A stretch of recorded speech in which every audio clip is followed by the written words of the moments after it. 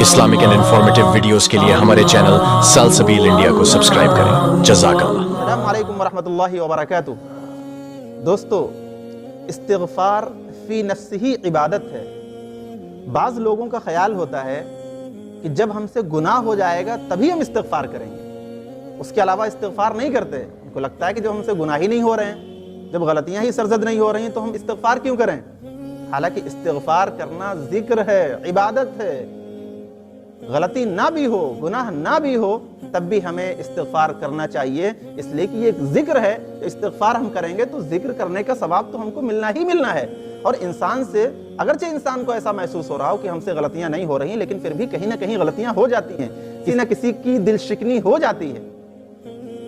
اللہ کے پیارے حبیب صلی اللہ علیہ وسلم تو معصوم عن الخطا تھے، آپ سے غلطیاں نہیں ہوتی تھیں، آپ سے گناہ نہیں ہوتے تھے۔ اس کے باوجود اللہ کے رسول صلی اللہ علیہ وسلم روزانہ بارگاہ خداوندی میں 70 مرتبہ، ایک حدیث میں آتا ہے کہ آپ اللہ سے استغفار کیا کرتے تھے۔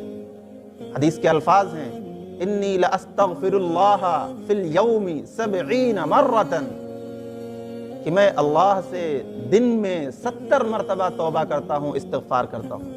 ایک دوسری حدیث ہے، انی لاستغفر اللہ فی اليوم 100 مرہ، کہ میں روزانہ اپنے اللہ سے 100 مرتبہ استغفار کرتا ہوں۔ اب ذرا غور کریں کہ اگر گناہ ہونے پر ہی استغفار کیا جاتا تو اللہ کے رسول صلی اللہ علیہ وسلم تو معصوم عن الخطا تھے، اس کے باوجود اللہ کے نبی صلی اللہ علیہ وسلم توبہ کر رہے ہیں، استغفار کر رہے ہیں۔ معلوم یہ ہوا کہ استغفار ایک ذکر ہے، عبادت ہے، لہذا عبادت سمجھ کے ہمیں اللہ سے استغفار کرنا چاہیے، اپنے گناہوں کی معافی مانگنی چاہیے، اگرچہ گناہ ہماری نظر میں نہیں ہو رہے ہوں، لیکن بہرحال کہیں نہ کہیں تو غلطیاں ہوتی ہیں، گناہ سرزد ہوتے ہیں، اللہ کی نافرمانی ہوتی ہے، کسی بندے کی دل شکنی ہو ہی جاتی ہے، لہذا ہمیں اللہ سے استغفار کثرت سے کرتے رہنا چاہیے۔ اللہ تعالی ہمیں اور آپ کو عمل کی توفیق مرحمت فرمائے، آمین۔